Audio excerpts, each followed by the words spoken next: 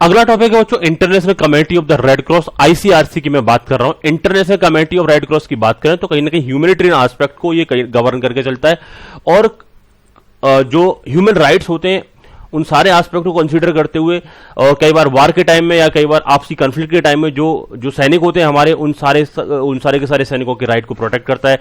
अगर किसी कंट्री के थ्रू दूसरे कंट्री के सैनिकों को पकड़ लिया जाता है तो उनके जो ह्यूमन राइट्स हैं उन्हें ये प्रोटेक्ट करने का काम करता है। तो International Committee of the Red cross की बात करें, आईसीआरसी की अगर हम बात करें, तो International Committee of the Red Cross is a humanitarian institution which based in Geneva, Switzerland, जो कि कहां पर बेस्ड है, जिनेवा स्विट्जरलैंड में। The International Committee of the Red Cross ICRC ensuring humanitarian protection and assistance of the victim of the war and other situations of the violence.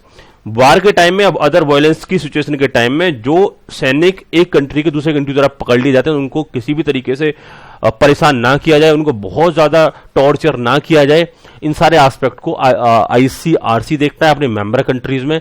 That means ICRC मतलब international Committee of the Red cross. Headquarter की बात करें तो Geneva Switzerland है।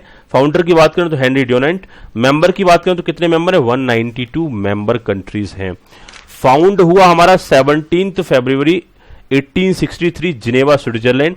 Purpose था protecting victim of conflict. Conflict मतलब जहां झगड़े चल रहे हैं वहां से, जैसे अभी इंडिया और चाइना में आपस में झगड़ा हुआ तो इंडिया के कुछ जो सिपाही थे उनको चाइना वालों ने पकड़ लिया था, और चाइना वालों के कुछ सिपाही थे इंडिया वालों ने पकड़ लिया। तो इंडिया वालों ने उन्हें हैंड टू हैंड छोड़ दिया, चाइना वालों ने भी उन्हें छोड़ा, लेकिन उन्होंने कम से कम एक दिन का टाइम लिया। कुछ मेंबर्स झगड़े में जो शहीद हुए वो अलग बात थी, लेकिन उसके बाद जो उन्होंने जो गिरफ्तार कर लिए तो पकड़ लिए थे, उन सारे पर्सन को भी छोड़ना पड़ता है।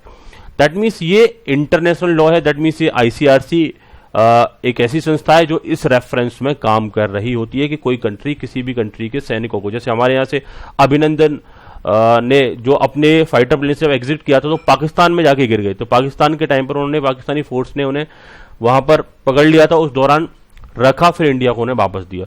तो ये ऐसा कोई उन्होंने एहसान नहीं किया था कि हर एक कंट्री के जो पर्सन्स होते हैं अगर दूसरी कंट्री में गिरफ्तार हो जाते हैं तो इस पर्टिकुलर जो आईसीआरसी के लॉज के अकॉर्डिंगली उस पर दैट रिस्पेक्टिव कंट्री को वापस करना पड़ता है।